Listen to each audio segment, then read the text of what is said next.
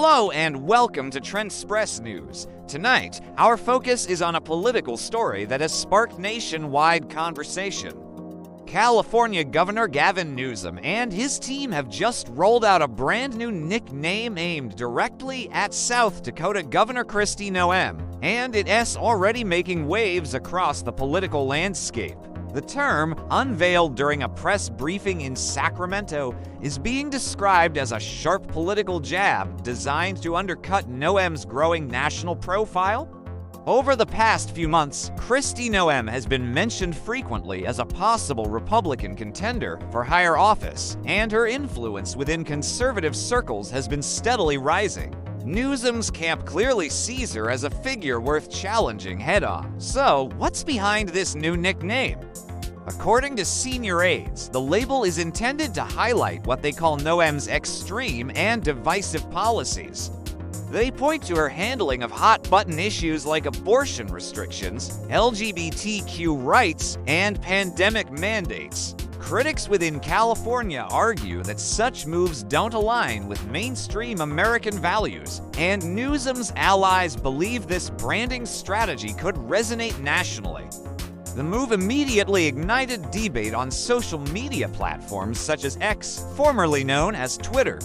Supporters of Newsom praised the strategy, calling it a clever way to frame the conversation before the 2028 elections. They argue that political nicknaming has a long history in American politics, from Tricky Dick Nixon to Donald Trump's now famous nicknames for rivals. By entering this arena, Newsom shows he's ready to play hardball on the national stage. But critics say this is nothing more than a distraction. Republicans in South Dakota and beyond slammed the nickname as childish, claiming it's evidence that Newsom is more interested in building his personal brand than governing California. They highlight ongoing crises in the Golden State, such as homelessness, rising crime rates, and housing affordability, questioning whether Newsom's energy should be focused closer to home. Political analysts are divided. Some say this is a smart preemptive strike, allowing Newsom to define Noem before she defines herself to the wider public. Others caution that negative branding can backfire, especially if voters perceive it as petty or unpresidential. Kristi Noem herself has not stayed silent. In a recent interview, she brushed off the new nickname, saying Californians are the ones paying the price for Newsom's failed leadership. She emphasized her own record in South Dakota, pointing to low taxes, economic growth, and what she calls a stronger respect for individual freedoms. Noem also hinted that the attack only proves she is being taken seriously at the national level, a sign, perhaps, that she's becoming a real contender in Republican circles. What's particularly interesting is the timing. With President Biden already committed to running in 2024, many Democrats are quietly speculating about who might carry the torch in 2028 and beyond. Newsom's name consistently appears on that short list.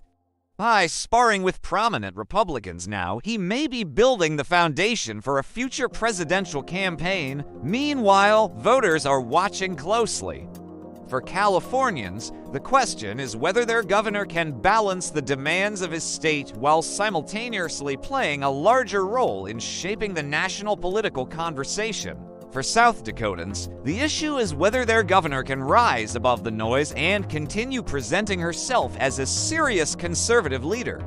At the heart of this story lies a larger question. Is American politics becoming more about branding and personal image than about concrete policy? Nicknames, slogans, and viral moments dominate the headlines, but do they help voters make better choices or simply deepen divisions?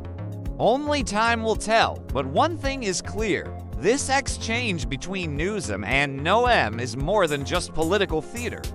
It is an early sign of the battles to come as both parties prepare for a new generation of leadership. We Lines continue tracking this developing story and bring you updates as reactions pour in from both coasts and across the heartland. This is Trendspress News, keeping you informed on the stories shaping America's future.